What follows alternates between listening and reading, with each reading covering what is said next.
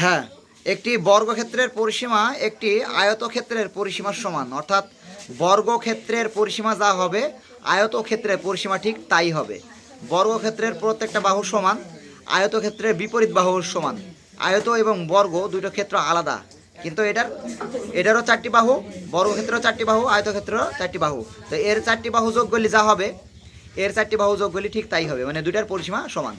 বলছে আয়তক্ষেত্রটির দৈর্ঘ্য প্রস্থের 3 গুণ, অর্থাৎ আয়তক্ষেত্র যেটা আছে ওই আয়তক্ষেত্রের প্রস্থ যা হবে, প্রস্থ যেটা হবে তাকে 3 দ্বিগুণ করলে দৈর্ঘ্য হবে, এবং ওর ক্ষেত্রফল 768 বর্গমিটার।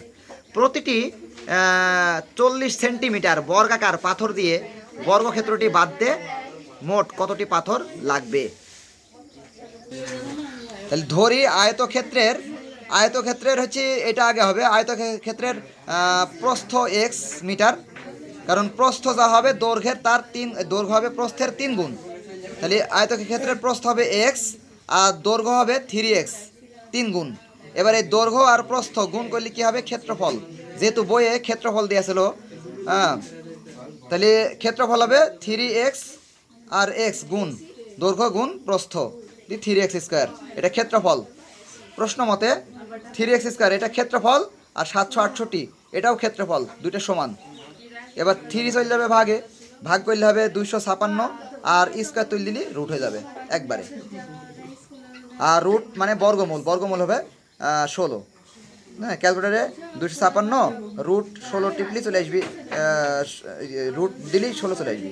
তাহলে এক্স হচ্ছে 16, এক্স হচ্ছে 16 মানে হচ্ছে কি প্রস্থ। এখন প্রস্থের সাথে আমরা যদি 3 দ্বিগুণ করি তাহলে বেড়ে যাবে দৈর্ঘ্য। এই যে আয়তক্ষেত্রটির প্রস্থ হচ্ছে 16 আর দৈর্ঘ্য হচ্ছে 3 গুণ চিহ্ন 16, 48।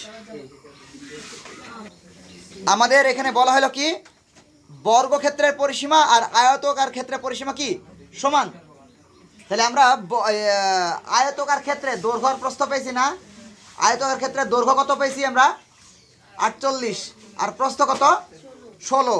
এই দৈর্ঘ্য আর প্রস্থ ধরি আমাদের আয়তকার ক্ষেত্রের পরিসীমা নিতে হবে, কারণ আয়তকার ক্ষেত্রের পরিসীমা পাইলে আমরা কার কাছে যেতে পারবো?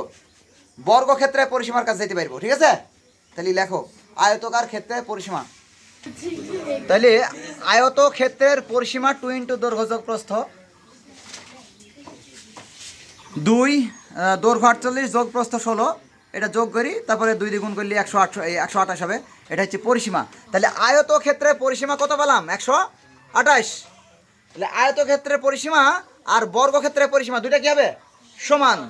তাহলে লেখো, নিচে লেখো যে অতএব বর্গক্ষেত্রের পরিসীমা 128।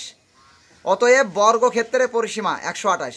যেহেতু আয়তকার ক্ষেত্রের পরিসীমা 128, তাহলে বর্গক্ষেত্রেরও পরিসীমা 128।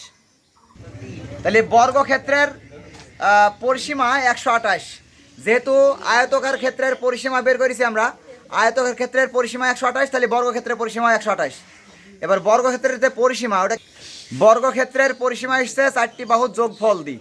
তাহলে বর্গক্ষেত্রের প্রত্যেকটা বাহু কি সমান, তাহলে বর্গক্ষেত্রের পরিসীমা থেকে বর্গক্ষেত্রের বাহুর দৈর্ঘ্য বের করতে হলে 4 দিয়ে ভাগ করতে হবে। তাহলে বর্গক্ষেত্রের বাহুর দৈর্ঘ্য 128 ভাগ 4, 4টি বাহুর সমান মান। তাহলে বর্গক্ষেত্রের বাহুর দৈর্ঘ্য 32 আসলো। এবার বর্গক্ষেত্রের ক্ষেত্রফল লাগবা। বর্গক্ষেত্রের ক্ষেত্রফল সমান কি? বাহু গুণ বাহু অথবা বাহু স্কোয়ার, তাহলে 32 স্কোয়ার হবে। তাহলে বর্গক্ষেত্রের ক্ষেত্রফল সমান 32 স্কোয়ার বর্গমিটার, তাহলে 1024। এবার বইয়ে দেখো বলেছে প্রতিটি 40 সেন্টিমিটার বর্গাকার পাথর দিয়ে বর্গক্ষেত্রটি বাঁধতে মোট কতটি পাথর লাগবে? তাহলে এই পাথরের ক্ষেত্রফল বের করতে হবে আমাদের। ঠিক আছে, কয়টা পাথর লাগবে এটা বের করতে হবে। তাহলে পাথরের ক্ষেত্রফল বের করতে হলে এখন এই পাথরটাও কিন্তু বর্গাকার, তবে পাথরের দৈর্ঘ্য কি দিছে? 40 সেন্টিমিটার, আর আমাদের অঙ্ক কি করছে আমরা? মিটার। তাহলে এই সেন্টিমিটার থেকে কি বানাবো? মিটার। তাহলে সেন্টিমিটার থেকে মিটার বানালে কি করতে হবে?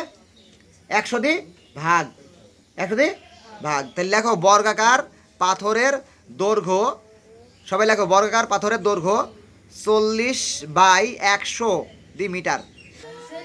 বর্গাকার পাথরের দৈর্ঘ্য হবে 40/100, যেহেতু 40 ছিল সেন্টিমিটার, ওকে মিটার বানাতে হলে 100 দিয়ে ভাগ করতে হবে।